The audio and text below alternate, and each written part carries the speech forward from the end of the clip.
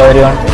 ഞങ്ങളിപ്പോൾ F1 movie കണ്ടു വരുവാണ്. സോ അപ്പോൾ അതിനെക്കുറിച്ച് കുറച്ച് കാര്യങ്ങൾ പറയാൻ വേണ്ടി വന്നേക്കുവാണ്. സോ ഫിലിമിൻ്റെ റിവ്യൂ പറയുന്നതിന് മുന്നേ എനിക്ക് 2 കാര്യങ്ങളാണ് പറയാനുള്ളത്. അതായത് സ്മോൾ സ്ക്രീൻ, അതായത് OTT ഇറങ്ങുന്നതിന് മുന്നേ കാണാൻ ശ്രമിക്കുക. അതായത് മാക്സിമം അവർ ഓൾറെഡി അവരുടെ പരസ്യത്തിൽ തന്നെ പറയുന്നുണ്ട്, this movie is made for IMAX. ഇത് ഇപ്പം നിങ്ങൾക്ക് ഇത് അഫോർഡ് ചെയ്യാൻ പറ്റുമെങ്കിൽ മാക്സിമം IMAXിൽ തന്നെ കാണാൻ ശ്രമിക്കുക.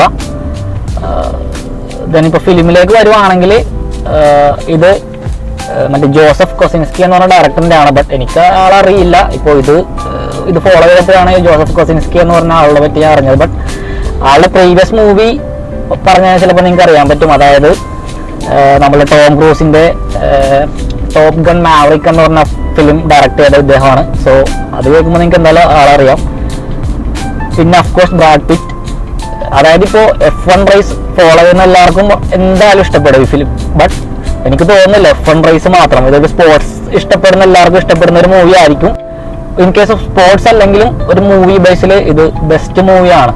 ബട്ട് ഇപ്പം പറയുവാണെങ്കിൽ ഇതിൽ വലിയ കഥയും കാര്യങ്ങളൊന്നുമില്ല. ഇപ്പം നമുക്ക് പ്രഡിക്റ്റ് ചെയ്യാൻ പറ്റുന്ന കഥയേ ഉള്ളൂ.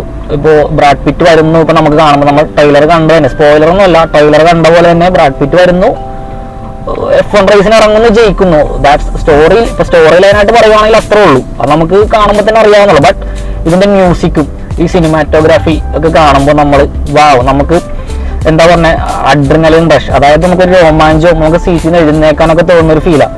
ഇപ്പോഴും ഞാൻ ആ വണ്ടിയിൽ നമ്മൾ F1 നമ്മൾ റേസ് ചെയ്യുന്ന പോലെയാണ്. So that was an experience. അതായത് ഒരു ഫിലിമായിട്ടല്ല, നമ്മളൊരു എക്സ്പീരിയൻസ് ആയിട്ട്. This is not a film, this is an experience. So and watch in theatre itself.